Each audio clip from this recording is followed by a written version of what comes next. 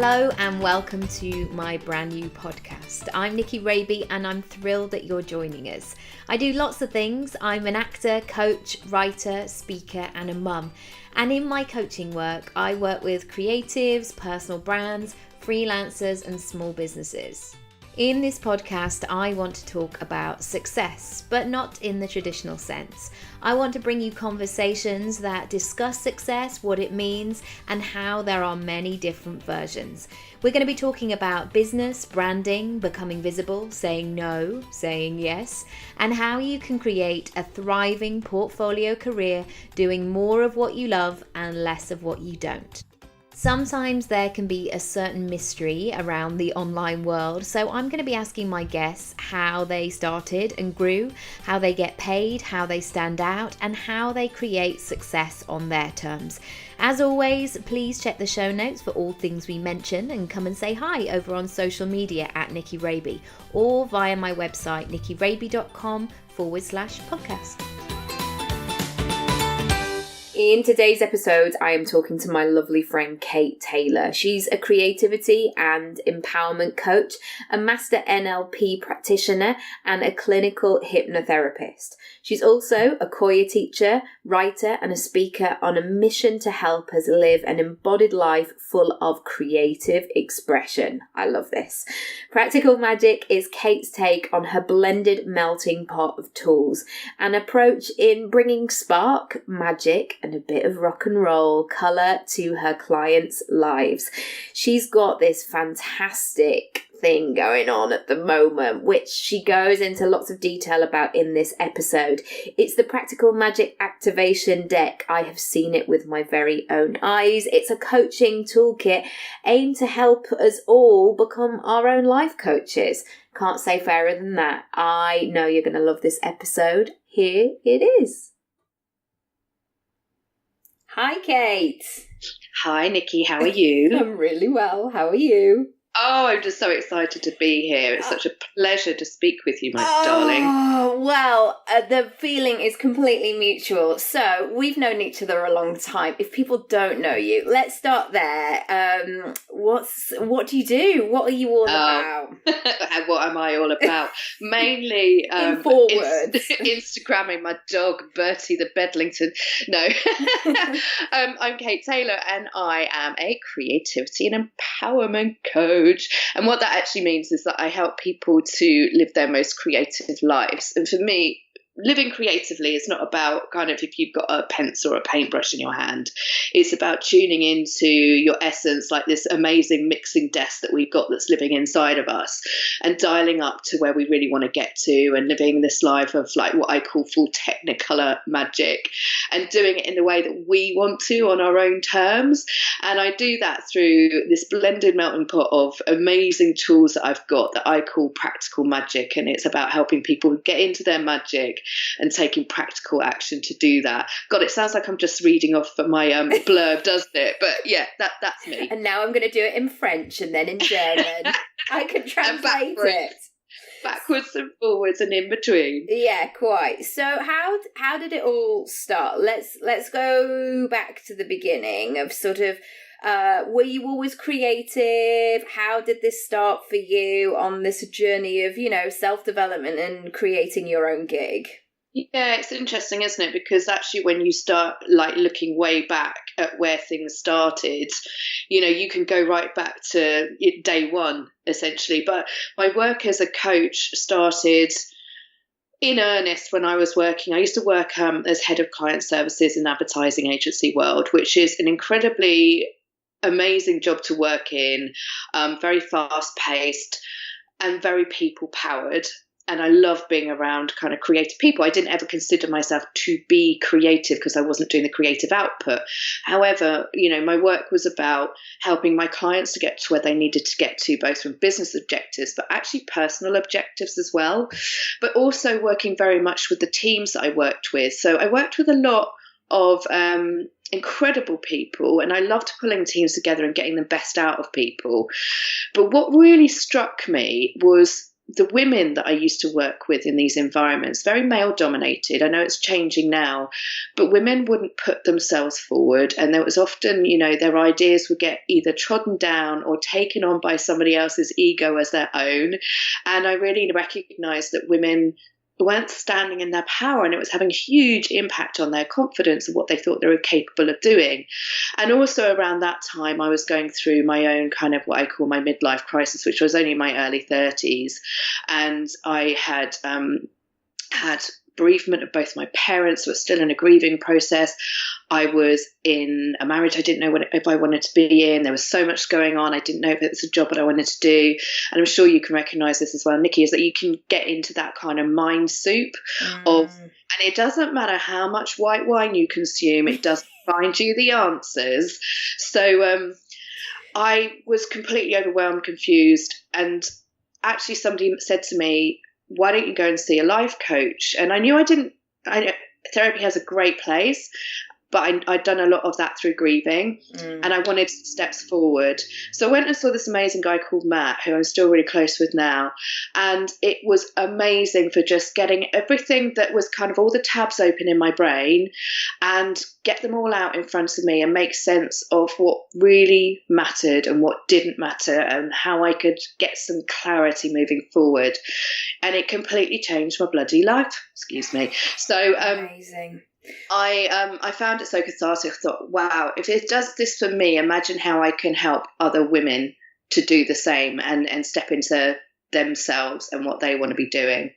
That's so interesting you say that about, isn't it funny that somehow, we've got this new wave of coaches now, we're sort of a bit old school now, but people are coming up through the ranks. But the stuff that we do and the stuff that we're talking about here, like actually taking some time for you, sitting back, reflecting, thinking about what you want and looking at it from that holistic point of view, was unheard of when we were at school. Like, absolutely. It would have been known as self-indulgent, or just be grateful for what you've got. Or, I'm sure people told you, like, oh, you're just grieving, like it'll get easier or time will pass. But you knew that you had to follow that path of exploring, like, what is this? What is going on? What do I need? And also reflecting on that, I think having been through that process, and still, grief doesn't go away, no. It's still there. But having because I lost my parents in close succession to each other, and my mum very unexpectedly. Wow. And what it did do is, obviously, when big things like this happen in your life, it completely changes the dial on things. So there is that moment of like, hang on a minute. I was always floating until that point. And I didn't know really, life was something that kind of seemed to happen to me rather than me being in control of it. So when I could take that self-reflection and go, hang on, what's really important to me as a human being? Like, this is an amazing opportunity for how I want to live my life. It was really a gift. Yeah, and just I bet there were so many surprises along the way, even surprises of actually what you wanted, but also the stuff that you'd been crazy London traffic, but also the stuff that maybe you'd been holding on to, or perhaps things that had become part of you but actually weren't part of you. Somebody had told you that you're the sort of person who does X, Y, and Z. Or, I hear it sometimes in families of like, oh, you're the clever one, you're the creative one, you're the quiet one.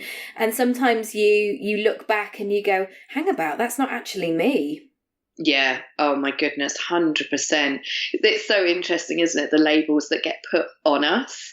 And I think a lot of mine was, I had an amazing upbringing and was always left the freedom to be able to choose whatever I wanted to do, and which I had done, but it was kind of like, I felt a little bit like a pinball. I kind of bounce off a few things and see if that worked, but wasn't really truly connected in with myself or what that meant. And I don't know, it was that certain time in their life when you do that reflection and you've got past your Saturn return of trying to work out who you are. And then you can actually go, no, I have a choice here to work out who I am. And I've got this amount of time in front of me. I'm going to make it really count.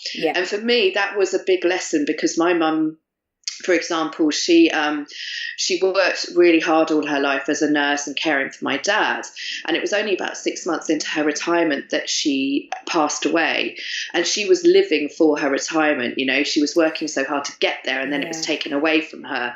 So for me, that was amazing reflection to be able to go, hang on, I'm not doing that. No. I'm not going to wait until the end of this kind of work life to live. I'm going to do it now. So how do I do that and bring on all the elements of who I am and what I love doing into my work life, into my personal life, and make them 360, not just one thing. Yeah, and not that sense of like living for the weekend. The amount of people that spend 60 hours in a job, like 9 to 5, Monday to Friday, just sort of willing that, you know, the hump day and then, the Monday blues. And I'm really lucky, actually. I don't ever get that because I guess I do my own thing. And I'm very meticulous about that because if you're just living for a Friday night, blimey, there's a lot of stuff going on that... that you're not enjoying, I guess. So how did that move from you working in advertising to actually going, oh, well, I should maybe do this myself?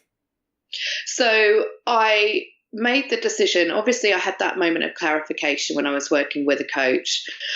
So very quickly understood that that's what I wanted to be doing. So I did training in that. I did training in neurolinguistic programming as well. And for an amount of time, like it took a while to shift them over. And I was working in advertising while still doing coach training, getting the clients, doing those things. And it just came to a natural point where I'd taken down my hours in what I was doing. I was building up the clients. And it just became a point where I had to really listen to myself and my body because I was becoming really super stressed out. I was doing all the hours. I live on the coast and I was commuting into London. So that was 4 hours a day. I was doing my work. I was seeing my clients. I was doing events. And there was just too many times I was coming home crying on the train. Yeah. And I was like, something has to give. Now, it's really difficult to sometimes make that leap to go, right, I'm gonna go for this thing. Yeah. But it was the time and I had to do it. And I just took the jump and I did it. I haven't looked back. Amazing. Yeah, it's so scary because in that moment there's so many what ifs, and especially if you're feeling a bit vulnerable and scared about something, it's just that sense of all of those things come out to play and you're really faced with your fears of like, what happens if I can't pay my bills, or totally. I have to be vulnerable. And that thing about, I'm sure it was very, very tricky at the time, but knowing that you almost think that by the time you get in your 30s or your 40s, that you will have had this stuff figured out, or that you'll always know what to do. And like, being a parent, I just think, some other grown up will come round one day and take care of this. And then there's suddenly that realization of like, hang about, I'm not 19. I can't just go traveling and, have a few wines. I've actually got to figure this out and make progress. So then you started coaching and really building that sense of who you were as a brand and going out alone. How did the practical magic element come into place? Because I know, when I did my coach training as well, you're sort of told the basics. It's like driving a car until you actually get on the motorway by yourself. You're like, okay, this is what it means. This is what it means to be a true driver. But how did you start to bring all of those qualities to your work and not just be a middle of the road coach? Because I would never ever think of you as middle of the road. Oh, thank you for that. Yeah, if I was ever middle of the road, I think I'd just give it all up and go and live somewhere like in an ashram. But yeah, it's a really interesting journey, and I don't think when you start out, you kind of like I say, I had these ideas that I was going to go back into the advertising world, and I was going to, only work there, and I had an idea of what I wanted to do, but actually it's been such an organic process, and it's been one where I've been really enjoying being able to be very open to what comes my way and not necessarily have the end goal in mind. You know, you can create a vision of how you want your life to be, but it's really important to do that in a way that who you want to be spending your time with, what kind of energy of people you want to be around, you know, and really calling them in. And that's a lot of the work that I did. And I do that a lot. I'm like, I put the back call out for the people that I love to work with, because when you're working with those kind of people, it feels so electric. Yeah. So I think in terms of how I came to finding practical magic and living creatively, it was a very organic process. And people, when you start talking about your story and who you are as a person, people connect, they buy people, so they connect in with that, don't they? You know, I may not be, I won't be for some people if they're looking for somebody who's very different to me, maybe very corporate focused. I'm just not that. I love a swear, we love to have a dance around, you know. For me, it's about kind of embodying. And it's been an interesting process, because a lot of the time I'd spent after you know, setting up the business was very much about the practical elements of coaching and neurolinguistic programming, which I'm so fascinated by. But I was spending so much time in my head, and actually from an emotional point of view, I was still very disconnected and almost numb. And actually, when I look back at it now, this is not very long ago, it would have been classed as depression, because everything looked great on the outside. I was doing really well, but I couldn't tune into myself. It felt like I was completely no emotion, no feeling, no nothing.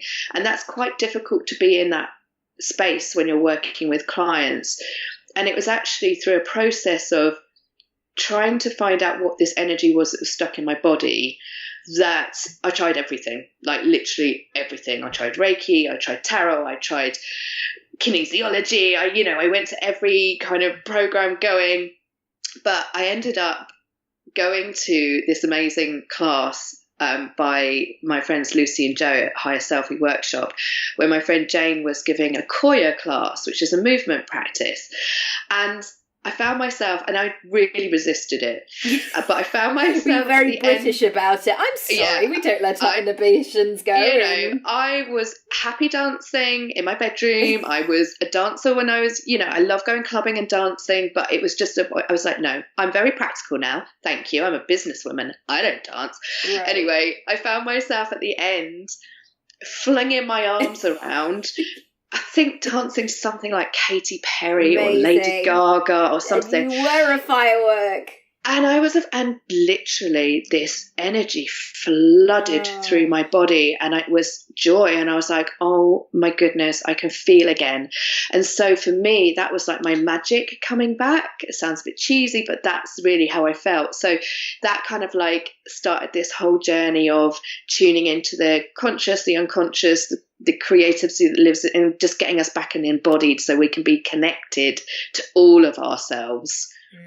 That's so true. I remember at your event a couple of weeks ago, I was telling you that I'd done a lot of purging of my website, of getting rid of old content. Well, that all came out all over my face. Literally, it was just like snot and cold sores, and just like my skin just looked terrible. And it was a real reminder actually that your body is connected to your mind, and I know that is so true, and your heart and your soul and all of that, but it was so obvious. It was that thing of like it is living within all of you, and you need to get rid of it. And on a very, this is why it's practical magic, because on a very practical level, right, think about if you're trying to get ahead in something, or you want to make some plans on something, and your whole body is going under protest on it, and there's overwhelm going on in your life, or like you're saying, you have these very physical symptoms of cold sores and colds. Colds are very reflective of what's going on for us.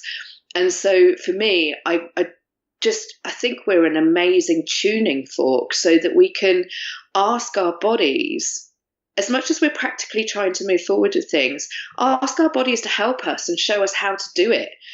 What do I need to learn from my emotions to help me get there? Yeah. And once you're on board with your body and your head, life is so much easier. Totally. Like whenever I do, if I'm on the phone to, those phone calls where you just have to nail it, or you're sort of selling yourself, but without feeling like you are selling yourself to a journalist or pitching or something, I'm always like stomping around and kind of just moving and walking, because that's giving that energy to what I need to do, really. And so let's talk about the Kickstarter. How did that all come about? And it's live now, isn't it? People can check it out. Yeah. So what I have done is I've created some tools, a toolkit, which is a practical magic activation deck. And what it is it's 50 plus cards that are all of my tools, essentially. Everything I use with my clients are in a box. But it's done in a really kind of fun and creative way. So I always wanted to get something out into the world. I didn't know what that was going to be. I've tried to write a book. It didn't quite feel right. And I use cards in Koya. I use cards like as daily wisdom if you're stuck on something. I use cards to kind of just help me communicate with myself. Yeah. And they're so good because it's a bit like, when you're stuck on something and sometimes you just see something or tune into something, you're like, oh, that's what's going on for me. Yeah. So that's what these are, essentially. So they're organized under the 4 pillars of practical magic, which is calm, create, empower, and vitality. Because often we need to slow down to be able to come into ourselves, to find the creative essence in ourselves, and then we can fire it up and get the vibrancy in. So what's great about these cards is that yes, you can pull a card. Yes, you can tune into them. The animation, the illustrations are really super colourful and vibrant. Oh, they're gorgeous. I've touched them myself. It sounds well pervy, but yeah, they're just so. I just absolutely loved it, and I've seen them in the flesh, people. So they're just I got listen when I pulled out. I mean, for goodness sake, it was a Beyonce moment. It really was. Exactly. What's great about them is you can pull a card, that can be your kind of activation itself, but there's a book that goes alongside it, and in that book is an activation for every single card. So that might be like an NLP tool, it might be a coaching question, it might be a breathing exercise, there's some creative visualizations that you can go and download. So there's something you can do with every single one. So I've launched, basically I wanted to be able to create this by community. So what I've done is that I put it onto Kickstarter, which is a crowdfunding platform, so that people can back the printing of them. Because, obviously I'm self-publishing and it's blooming expensive exercise.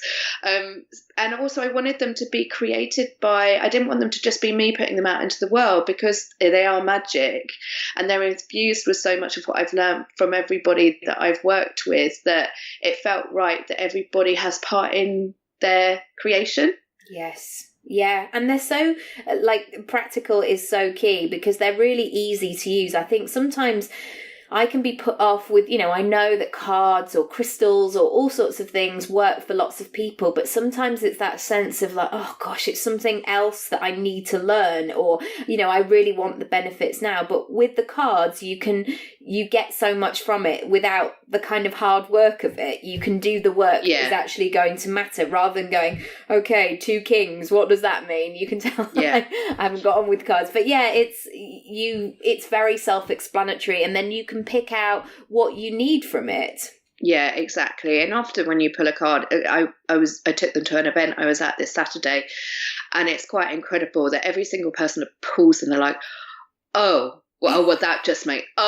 makes total sense. Yeah. Oh, I can't believe I've just pulled that card. Because they are a communication with the self. They're literally, any kind of card is a communication with your unconscious mind. Those things that we kind of have tried to maybe shut off because we're thinking we should do something else, or we're not kind of listening to our intuition. They're literally, I call them a ping of the pants of the soul. Because we all know what we should be doing sometimes, or like I don't know, sometimes it takes a while to be able to say no or let go of something or draw a line under it, because again, it's that thing of we feel like we should, or we were told that. And actually I always say I'm a massive learner, but I'm a big old learner, but also a massive rebel in the way. I hate being told what to do or the way that you should do things. It really irritates me. 100%. And the only, we know this from coaching, but I wanted this to be a really empowering tool, because we've got the answers.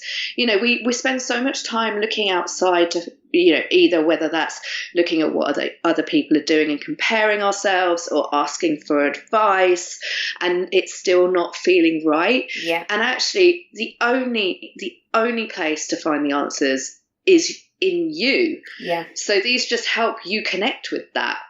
Definitely. And it's just something that you can get a lot of wisdom from in just a few minutes. You don't have to go to Bali for a fortnight and find yourself. You can just have that thing of like, oh, actually, I need to make that call, or I need to take that off my website, or I don't want to do that anymore, or I need to ask my husband for help. Whatever it is, you can quickly... It's all about tweaks, isn't it? You don't often have to make those huge, enormous changes in life. You can get loads of progress just by tweaking and reshaping or saying no. Yeah, I love that. It's kind of what I would call pivoting.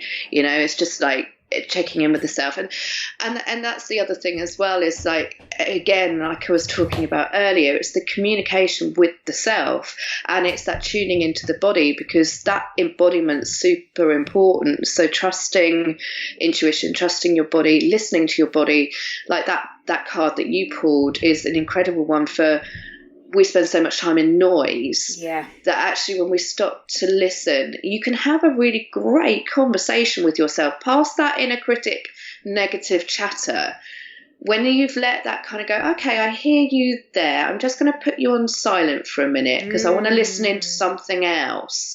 And then when you start listening into that, we've got many voices within ourselves, but in that one going, do you want to give me some real guidance here? What's really going on? It will come up. It will tell you. It's like, I'm just worried about stuff, and we just need to, slow things down a little bit. I had to turn off my notifications and leave some Facebook groups the other day, which if I was in your Facebook and I've now left, I'm going to explain why. But basically it is that sense of, sometimes I was trying to be in creation mode in an hour, and suddenly I got that, it's like having loads of conversations over the top of your head when you're trying to read a book. You're like, oh, bog off everyone, just like leave me be.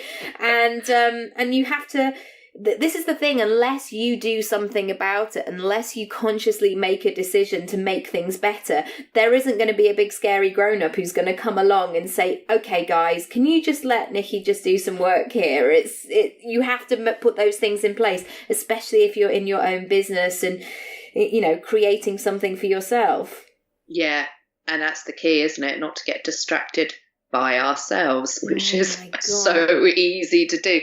I mean, I know, it's this thing is with all of my work, everything is, I teach what I need to learn. And what I'm really loving at the moment about these cards is that they come into my life at a time that I really need them as well. Oh, it's so illuminating, that, isn't it? When you're like, oh my goodness. Like I did a podcast the other week of, sharing my advice on how to say no. I was the guest on that. And then we were just talking about it earlier. I got a really funky email last week where I had to literally just say, no way, not ever, not now. And I was totally having to share my own wisdom, which was weird.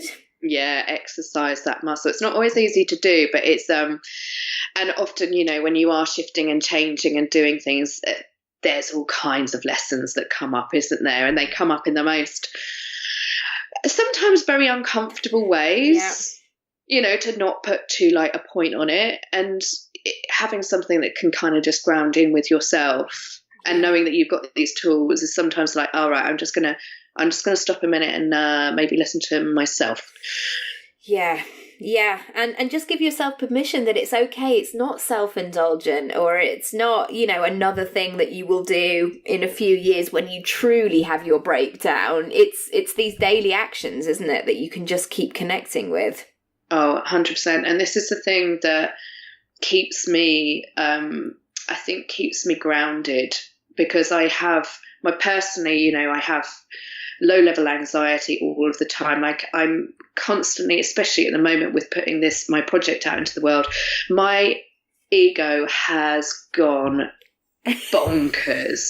Like, at the weekend, I was like, well, I'm just going to press cancel on the backing. I'm just going to press stop on it all. Don't you dare, Kate Taylor. But, because you're being vulnerable and you're putting yourself out there, and it's like, who the hell am I to do this? So, and I'm just saying this because we're all human beings. We're all completely, having these issues and these things that we're dealing with all the time. But actually, what I've been really, really enjoying is connecting in with it and connecting in with the community and getting that energy, from everyone around me. Yeah. It's been such a beautiful thing. So I just want to say thank you for everybody who's been involved, and those of you who will be involved moving forward, because none of us can do this on our own, can we? It takes a village. It really does. It really does. And sometimes you don't understand what that fear looks like until you're really in it, until you're really faced with it like a big scary beast, whatever that looks like. And you kind of go, oh, okay, this is how I'm going to have to wrestle with it and move with it. And sometimes you can just make huge progress even in, I don't know, a few minutes of just connecting with it, because sometimes you don't know what it is until you get there. It's like when I say to new parents, people go, have you got any advice? I'm like, no, nothing, because you won't know what it takes to be a parent or a business owner or put yourself out there on the internet until you do it, and you'll find your own way. 100%. And you're never going to get it wrong. Like, this is the thing, we always, in whatever capacity it is, whether it's being a parent, whether it's being a business owner, whether it's being just a human being, we're so worried that we're going to completely get everything wrong and completely screw it up, that we're living in constant fear. There's no wrong. Like, there really isn't. We're just, all of us are making this up as we go along. Yeah. And I think that's just so joyful, because I know, if this all goes horribly tits up, it will be in my eyes, and then I've only got to deal with myself around that. And if it does, well, massive learnings. What's the thing that I can take out of it? If we get things wrong, let's pivot, let's do something else, let's take a learning and cha-cha with it. Change. Yeah, exactly. It's so true. I've got one final question for you, which is, where would you like to be in 5 years' time in business and life? Do you know? Do you have the big vision, or are you seeing where it takes you? If I feel into that question, it's a really interesting one, because I've spent most of my life up until this point searching for what's in front of me and never being quite present with where I am. And where I am right now is a really great place. It's taken me a long time to feel that, So when I think about 5 years' time, like, I have these ideas of having some land in somewhere warm where I got a retreat space, and we're working on the land and bringing beautiful people in, and but it sounds really, I don't know, but I just want to be as happy as I feel like I am right now. And so wherever that is, and happy is a word that I don't really like to use because it's a state. Yeah. I guess present is the word that I want to use. So wherever I am in 5 years' time, I want to feel this presence. So I have complete non-attachment to it. That is so fascinating, because I think sometimes people will say, I want to be in the big house, or I've bought my second car, or have a, we've talked about this so much, but the 7-figure business. But it's like, what does that look like on a day-to-day basis? And Yeah, for me, it's just popped up something of like making sure that I am still saying yes to the stuff that I really want to do, and absolutely no way, Jose, to the stuff that I don't. And going to sleep in a bed that, oh my God, I love my bed. But yeah, that sort of, doing those small things. I think sometimes we can think about living your best life as the big vision of the stuff on the outside. But yeah, you've really hit home with that. And it's the stuff on the inside as well. Yeah, and there's the wonderful meditation, which is like the ideal day in 3 years.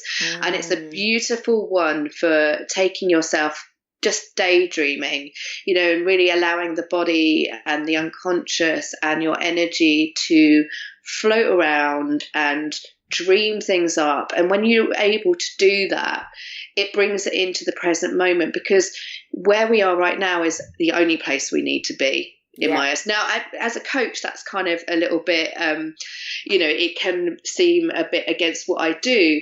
But what I always do with my clients is get them to think about where they want to be and feel into where they want to be, and how that connects with how they feel now and where those gaps might be and what they need to change in the present moment to feel that way. Yes. Oh, Kate, you're so wise. I adore you. If people want to come and find out more and get the cards and just connect with you and see your multicolored, kaleidoscopic, beautiful Instagram love online, where should they go? So obviously my home is my website, which is katetaylor.co. And if you're interested in the Kickstarter, it's open until May the 24th. And the thing is with Kickstarter is that we have to hit all of our funding or we get nada, which is really terrifying. So if you just search for Practical Magic on Kickstarter, you'll find the deck. But I'm also doing I've got some lovely events and stuff coming up in London and Brighton. So if anybody's based in the UK and they want to come and try out some Practical Magic, just go to the events page on my website and let's meet up in person. Yes. And I was just going to say that people probably go on Kate's website and go, oh my gosh, she's so this, she's so that. For both of us, it was never this polished kind of finished thing in the early days. And so I know a lot of people who listen to these might be just starting on whatever their next chapter is. And don't worry, it takes a bit of time to get where you want to go. It does. And like I say, I will reiterate the point, we're all making this stuff up as we go along. So I'm a Libran, right? And as somebody said to me the other day about Librans looking like this swan, where they look really graceful for the top and underneath they're paddling away maniacally. That's pretty much me most of the time. So yeah, don't be. I think that's a really good point, Nikki. It's yes, the website looks like a certain way, but I'm a human being and I have a lot of fun in what I do, but my life can be as messy and exhilarating and creative and steady and as all of this rich tapestry of our whole lives. So yeah, I think it's a good point. Oscar is a Libran as well, and he sometimes will go somewhere and he's really calm and cool and yeah, sure, I'm really excited about this soft play, and then he'll suddenly look at me oh, actually I'm not feeling my best self and I would like to just sit in a corner. It's so funny. I'm kind of I didn't know that star sign very well beforehand, but I'm really sussing it out. Kate, thank you. You're amazing. Darling. You're so brilliant, and I can't wait to share this with everyone. Thank you so much. Thank you, Nikki. Bye, everyone. Bye. Thank you so much for listening. I hope you enjoyed it, and I would love to hear what you thought of the episode and share any takeaways with me. Come and find me across social media at Nicky Raby, or you can visit the podcast page, nickyraby.com/podcast.